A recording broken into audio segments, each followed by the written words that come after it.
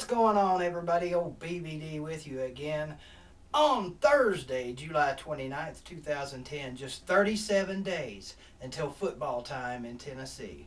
Just wanted to talk to you for just a little bit to tell you about the video I've got coming up here probably in the next 2, maybe 3 weeks, not sure yet.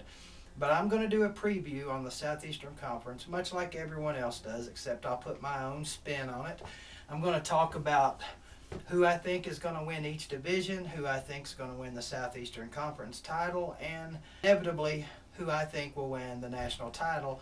And as we all know, the national title winner always comes from the SEC. That's just the way God anointed it.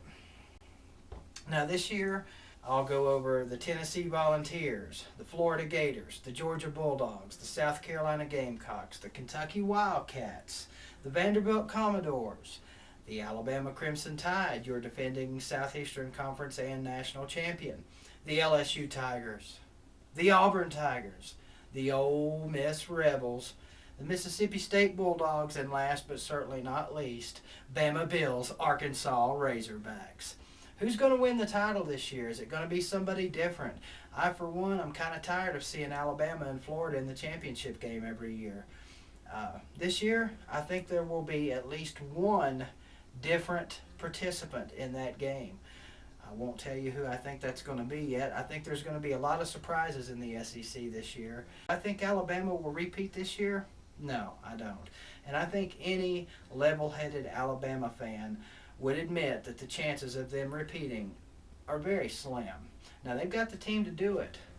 They've got a lot of people coming back from injuries from last year to help shore up a roster that's already stacked. Not a lot of people giving Florida a lot of pub. Yeah, I know they were picked to win the East by a lot of publications, but nobody's really talking them up like they have been in recent years. Is that because Tebow's gone? Is that because Alabama's been so good? Or why is that? We'll talk about all of that.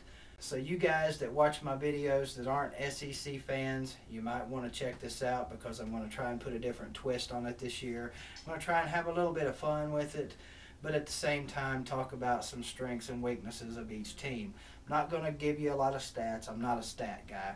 I'm just going to tell you what I think each team has to offer and what they don't have to offer. Hopefully you'll like it.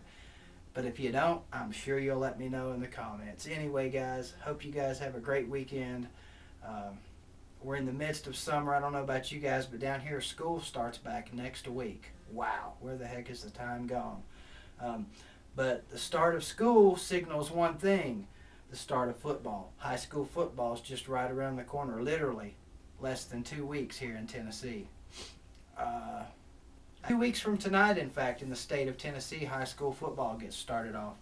The Jamborees will be next week. They're bringing the big Knoxville Jamboree back to Neyland Stadium this year. I hope to get down there for that. I don't know if I'm going to be able to or not, but I'd like to be able to go to that. That's all the Knoxville teams banging heads for a quarter down there in Neyland Stadium, so it's well worth the very small price they charge. But anyway, we'll catch you guys later. Have a good one, and go Vols.